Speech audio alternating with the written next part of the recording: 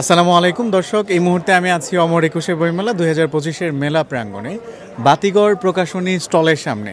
আমরা ঘুরতে ঘুরতে মেলা একজন লেখকের দেখা পেলাম, যার আজকেই একটি নতুন বই প্রকাশিত হয়ে গেছে, যে বইটির নাম হচ্ছে যেই পাখি দেয় ধরা। সাধারণত আমরা জানি যে পাখি আসলে সুযোগ পেলেই উড়ে দূরে চলে যায়, সেটা খাঁচায় পুরে রাখুক আর বুকে পুষে রাখুক।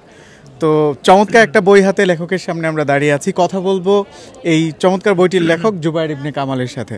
আসসালামু আলাইকুম, কেমন আছেন? ওয়ালাইকুম আসসালাম, খুব ভালো আছে। আপনি কেমন আছেন? আলহামদুলিল্লাহ ভালো আছি। আমরা দেখতে পাচ্ছি চমৎকার প্রচ্ছদে যেই পাখি দেয় ধরা, খানিকটা অদ্ভুতের নামই লাগলো আমার কাছে। এটা মূলত কোন জনরার বই? জনরা বলতে গেলে এটা একটা ক্রাইম নিয়ে মূলত ঘটনাটা, যে এখানে যে মূল চরিত্র সে আসলে এমন কিছু জায়গায় ফিরে আসে, যেই ফিরে আসাটা তার জন্য আসলে এক ধরনের সুইসাইডাল। সো আমরা যেই বেদনা বা যেই ধরনের সংকট থেকে দূরে থাকতে চাই, কোনো একটা অদ্ভুত রহস্যময় কারণে এই গল্পের মূল চরিত্র মাহাদি সে আসলে ওই ফাঁদগুলোর কাছে ফিরে আসে। তো সেই জায়গা থেকে এই নামটা লেখা, যে যেই পাখি দেয় ধরা। এটি আপনার কততম বই? ফিকশনের হিসাবে এটা ৩ নম্বর বই, এমনিতে এটা ৫ম বই আমার। এর আগে হচ্ছে দুটো উপন্যাস বেরিয়েছে এবং এর দুটো নন ফিকশন বই বেরিয়েছে। আগের প্রকাশিত বইগুলোর নাম কি জানতে পারি? হ্যাঁ, অবশ্যই। আমার প্রথম বই যেটি বেরিয়েছিল সেটির নাম হচ্ছে বেঁচে থাকার গুজব। এটাও একটা ক্রাইম ফিকশন ছিল, বেঁচে থাকার গুজব। আর পরের বই যেটা গত বছর বেরিয়েছিল সেটা হচ্ছে অথবা হয়নি ঘুম বহুকাল। আর এবছর যেটা বেরোলো যেই পাখি দেয় ধরা। এছাড়া আমি আরেকটা সিরিজ লিখি নবীদের গল্প নিয়ে, কোরআন এবং বাইবেলে যেসব প্রফেটদের নাম রয়েছে তাদের স্টোরিগুলো নিয়ে। সেটা হচ্ছে যে গল্প শোনা হয়নি আগে, ওটার প্রথম পর্ব গত বছর বেরিয়েছিল, এবছর দ্বিতীয় পর্ব বেরিয়েছে। যে গল্প শোনা হয়নি আগে, যেটা আপনি বললেন যে কোরআন বা রিসার্চিং একটা ব্যাপার, ওটার জন্য তো অনেক পড়াশোনা করতে হয়, তাই না? কিছুটা তো করতেই হয়। আচ্ছা আচ্ছা।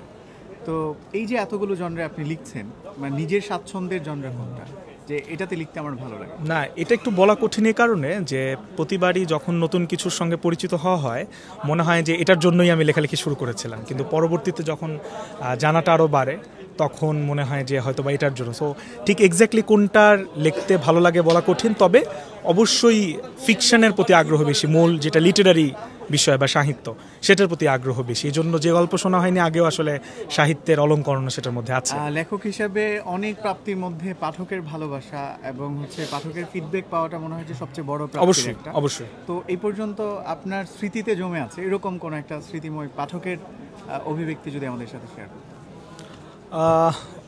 অত বড় লেখক আমি না যে অনেক স্মৃতি আছে সেখান থেকে একটা বলতে। হাইট যথেষ্ট বেশি। হ্যাঁ, সেটা বটে। তবে হচ্ছে এমনিতে বলতে পারি যে পাঠক হিসাবে নয়, আমার মায়ের কথা বলতে পারি, যে আমার মা পড়তে জানেন না। তো আমি আমার প্রথম বইটা আমার মাকে উৎসর্গ করেছিলাম এবং এই গল্পটা আমি আমার মাকে পড়ে শুনিয়েছিলাম। সো যাকে উৎসর্গ করা হয় সে যদি বইটা পড়ে সেই রকম যেমন আনন্দ হয়, তো আমার মাকে যখন গল্পটা পড়ে শোনাচ্ছিস তার মুখভঙ্গি, তার এরপরে কি হচ্ছে, একজন পাঠক হিসাবে আসলে মাকে শ্রেষ্ঠ পাঠক মনে হয়েছিল সে সময়। সো আমার কাছে এই স্মৃতিটাই অনেক বড়। আপনার পাঠকদের উদ্দেশ্যে যদি কিছু বলতে চান? না, আমার পাঠক বলে না, আমার কাছে মনে হয় যে বইমেলায় যারা এসছে এবং এই বইমেলাটা একটু অন্যরকম অন্যান্য বইমেলা থেকে। সো আমার কাছে মনে হয় যে যারা যেই বই পড়তে চাই সেই বইয়ের জন্যই আমরা বইমেলায় আসি, এবং বইমেলায় এখন আসা খুব সোজা, মেট্রো রেল আছে। সো আমরা বইমেলায় বেশি বেশি আসি, বই পড়ি এবং ইতিবাচক জিনিসগুলোকে প্রমোট করি, সেটাই আমার জন্য থাকবে। অসংখ্য ধন্যবাদ। ধন্যবাদ আপনাকে। ধন্যবাদ। প্রিয় দর্শক, এই মুহূর্তে আমরা বিদায় নিচ্ছি যেই পাখি দেয় ধরা এই বইয়ের লেখক জুবায়ের ইবনে কামালের কাছ থেকে। বইমেলায় আসবেন, নতুন নতুন বই ঘেঁটে দেখবেন, ঘ্রাণ নেবেন। আজকের মেলা প্রাঙ্গণ থেকে আমি সালমান হাবিব এই পর্যন্ত বিদায় নিচ্ছি। আসসালামু আলাইকুম।